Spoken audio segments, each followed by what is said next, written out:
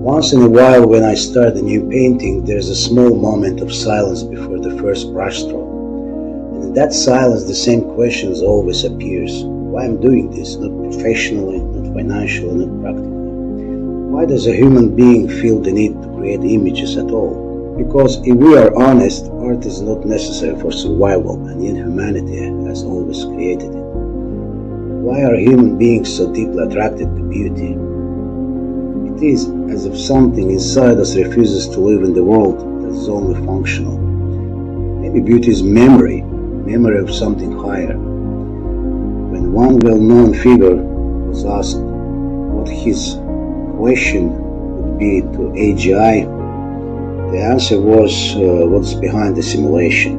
I keep thinking about this question while I paint. The more I think about it, the more I feel the question itself already contains the answer. Simulation cannot create itself. Simulation is not random chaos. It is intentionally created reality, consciously constructed world. So maybe the real question is not what is behind the simulation. Maybe the real question is who is behind the simulation. At some point, the difference between what and who begins to disappear, because every creation carries traces of its creator. If art itself is kind of simulation, then the answer becomes obvious. Behind the paintings, there's a painter. Behind the imagined world, there's imagination. Behind creation, there's a creator. A blank canvas is empty space, and then suddenly, from that alone, another reality begins to appear. Light where there was a darkness, depth where there was a flatness, emotion where there was nothing. The world that did not exist before began to exist. Maybe this is why human beings have always created art. Not because art is useful for survival, but because creation itself is written somewhere deep inside us. Human beings constantly recreate reality in smaller forms, in paintings, stories, films, architecture, in music, even in dreams.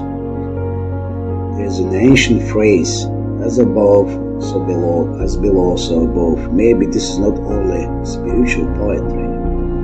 Maybe it describes the relationship between the creator and created.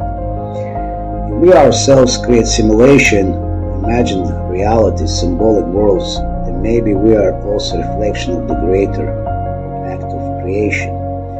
Maybe the reason artist feels restless until they create something is because the universe itself is created by nature, and maybe art is not simply decoration or entertainment. Maybe art is humanity unconsciously searching for the one who painted this reality first.